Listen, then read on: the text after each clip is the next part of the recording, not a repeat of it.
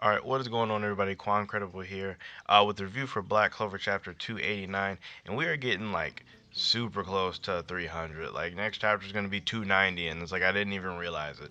Um, but with this chapter, not like a lot. It was just more continuation of the fight. I mean, there were some crazy things that did happen, but just with a shorter chapter, there's not like a lot of room for like real plot progression, I guess. That's kind of one thing that I did notice that this chapter didn't really progress the plot all like that. I mean, but that's not like a bad thing, but it's just something that I did notice.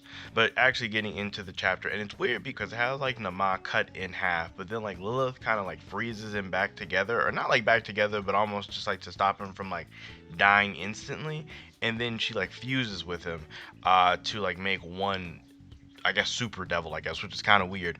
But it is interesting to take note that like Notch notes that it's not really a like a 1+1, meaning like that their fusion wasn't just adding their power together. It was more like of a multiplying thing, which is kind of similar to how like fusions work in DBZ. In Dragon Ball Z, like characters fuse, but it isn't necessarily just like this power stacked on top of another person's power. It's like a multiplier. So that's kind of a good way to think about it. Now, as for what the multiplier is, I'm not really for sure, just because they don't really say. But Notch does note that it is enough to make him like kind of go crazy.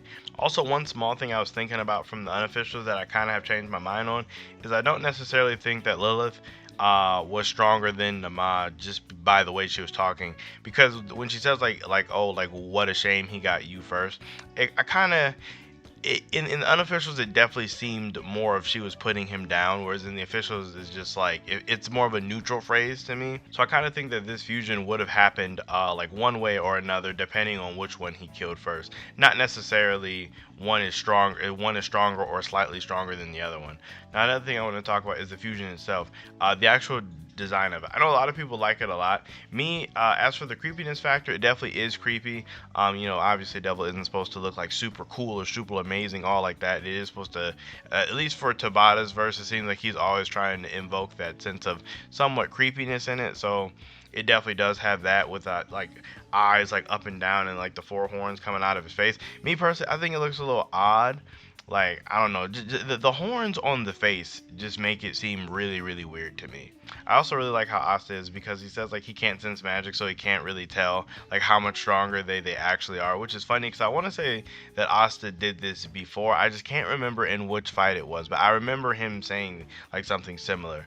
So as to demonstrate, the newly fused Twin Devil goes up and like makes this giant freezing sun, which looks like significantly bigger than the actual Spade Castle itself, and is going to drop it on him, and saying that even if you're unharmed, everyone else is gonna die. Now, this one is weird because I already know like with this attack, like the power scalers are gonna go crazy and like try to like scale this to like a multi-planet level attack, but like realistically I don't think that this attack is that strong. It's kind of tough to say if this is the upper limits or the lower limits, or them just playing around for the Twin Devil, just because like these Twin Devils are kind of different from Zagrid in the fact of like they don't really care about anything except for like just wanting to make humans grieve and suffer. It's like they don't really have anything outside of that. So like it's weird. It's almost like them playing around is them being somewhat serious, if that makes sense. At least that's what it seems like to me. So her like showing this gigantic attack, like yes, you're gonna grieve now with this huge attack. I think that is serious for her, if that makes sense. And with that being said, I really think that this attack isn't even like a country level attack all like that.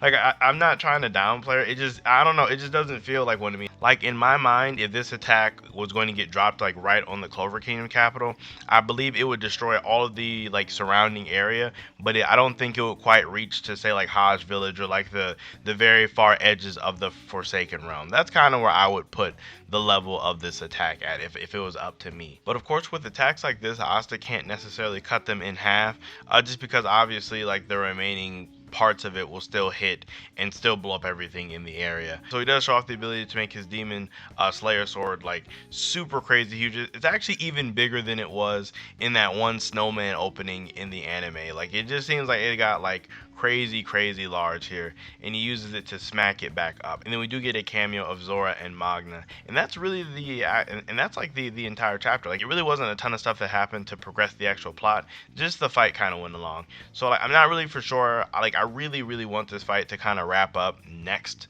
chapter, just because like there's a lot of other things going on right now, and the Twin Devils are kind of taking up a little bit more time than I would have thought, or at least like not taking up more time than I would have thought, but like I would have thought that there would have been a like end in sight for their fight, because there's, again, this is only the first gate. The Dark Triad are still out there. There are still like a bunch more gates to open. Morris is still in play, so it's like there's a lot of things to like touch on here, and I feel like a lot of time is being taken up right with these guys. Now, regarding Zora and Magna, I'm not exactly for sure what they're going to do here, just because like, what do they do? Like the only thing that I could really think of that would be kind of dope is, say Asta's timer runs out and then Zora and Magna together tag team this fusion devil. That would be hype. Like, I obviously it would be a huge stretch and I hope Tabata would have like a really good explanation, but I would actually love to see that, because like I really want Asa's timer to come into effect, because it's not that I want Devil Union to be exposed, I just don't want it to be that like Devil Union is the end all be all and it just claps every villain that comes up with it in these 5 minutes. I kind of want it to feel, or I kind of want the other characters to just really have a chance to do things outside of just Asta clapping everything. So I really do want, and honestly, that level of shine for Zora and Magna would be super clutch. Now, as for the chapter overall, my rating, I'd probably give it like a 6, for the reasons that I just said. You know, the plot didn't really progress, just the continuation of the fight. Like, honestly, next chapter, like I said, I either want Zora and Magna versus Twin Devil, or if we could go back to one of the Dark Triad members or Morris, that would be like top tier chapter for me. Or honestly, if you go to somewhere interesting outside, or maybe another gate, like there's a couple of things that could happen that would make this next chapter interesting. Honestly, if 290 is just Asta finishing off the like Twin Devils, that's going to be really expected. Like, it's going to be really expected. That's why I kind of want it to be something else. Let me know how you guys feel about all of this down below. Let me know what you guys think Magna and Zora are going to do, or what their place is, or do you think we're just not going to see them again for like another like 30 chapters, because we haven't seen them for so long, and maybe Tabata was just showing them to us literally just to show them to us. So I am curious to know what you guys think about that down below. Make sure you guys like the video as well as subscribe to the channel for more Black Clover content, and then I will see you all in my next video. Make sure you guys enjoy the rest of your day.